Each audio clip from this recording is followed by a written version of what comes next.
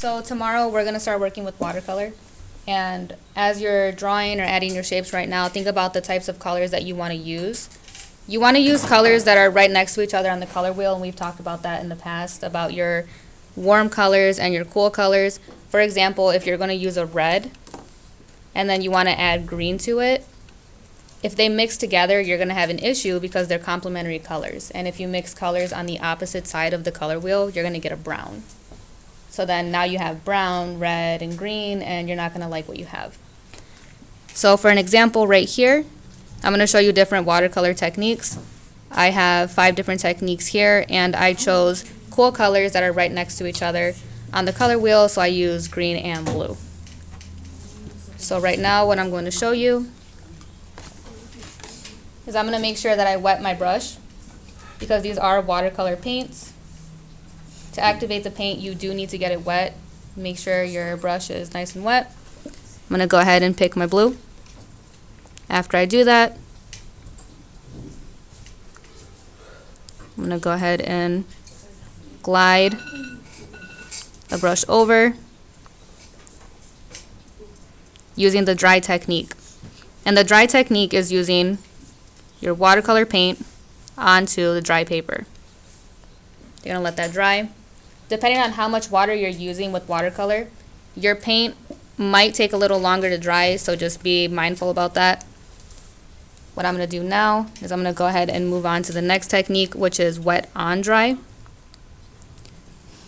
Wet on dry is self-explanatory.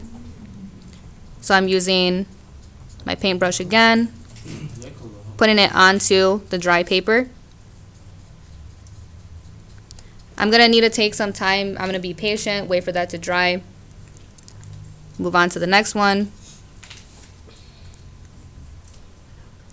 We're going to utilize the wet on wet technique.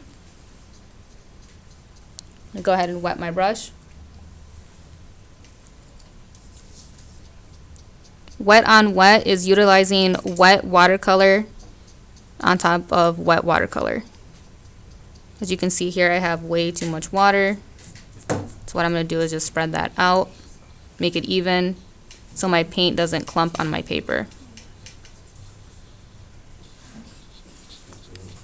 Okay, so while my watercolor is still wet, while my paper is still wet, I'm going to clean my brush, pick a new color,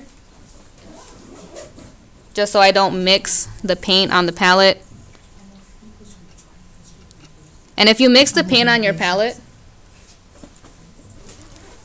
and if you're mixing your paint on your palette, you have to be mindful that you're keeping them separate. For example, if you're going to put red and yellow together and you didn't clean your brush well enough, your yellow isn't going to be yellow anymore, it's going to be orange.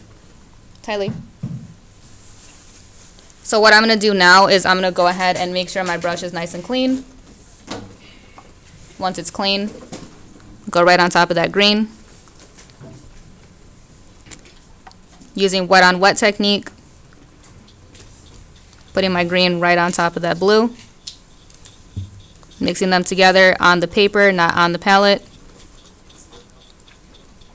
If you want to mix your watercolors together, if you want to go ahead and practice that tomorrow, make sure that you're using the wet on wet technique. Otherwise, it dries out. You're going to be using the wet on dry technique, which is just stacking your paint together. Okay. So then we have 2 techniques we're going to go over. Right now, let's talk about the graded wash. Graded wash is when you're going from dark to light, just like on a value scale. So I'm going to go ahead and use my green on the top, glide going down, and you can see just like on the value scale, it's going from dark to light. Aaron, pay attention. So now what I'm going to do, since this is the graded wash, I'm going to go ahead and use my clean brush, get a different color, start from the bottom, And they're essentially going to mix in the middle, going from dark to light. And you get a nice even gradient. Again, I put way too much water on that. So what you can do is you can use your paper towel, dry your paintbrush, come back over. Once you do that, evenly just smooth it out.